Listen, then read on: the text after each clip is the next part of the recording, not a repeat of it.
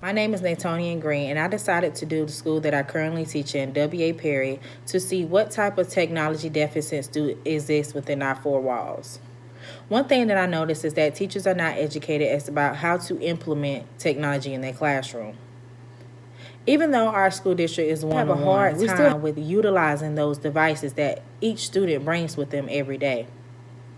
One thing I did was I interviewed a few teachers around the school to see what do they think about the things that we need in our classroom in order to help our kids prepare for the real world.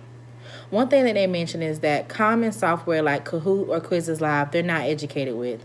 Some older teachers who have been teaching for many years find it very difficult to implement technology because when they were growing up, technology was not something that they were used to.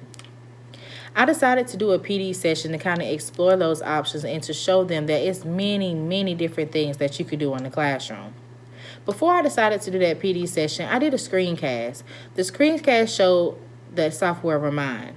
I wanted them to be able to look and see how easy it is to use technology and how technology is not really a con, but it could be a pro. One thing that they noticed is that Remind is a communication gateway that many teachers, especially younger teachers, use in order to communicate with younger parents. Remind is a software that allows the teachers to communicate with the parents regarding if it's behavior or upcoming assignments that their student may have. Remind enables the student to be responsible for their actions and also know that it's very easy for a teacher to communicate with their parents regarding if it's behavior or grades.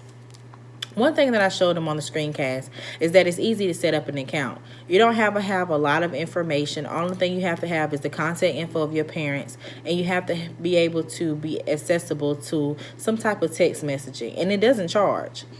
The teachers thought this was very, very amazing, and a lot of them started implementing right away. One thing that I did in the PD session is I showed them a tutorial as to how you navigate through Quizzes Live. Quizzes Live is something that I use a lot with my students because it's very engaging and it's a game like which students love in the middle school because it creates competition.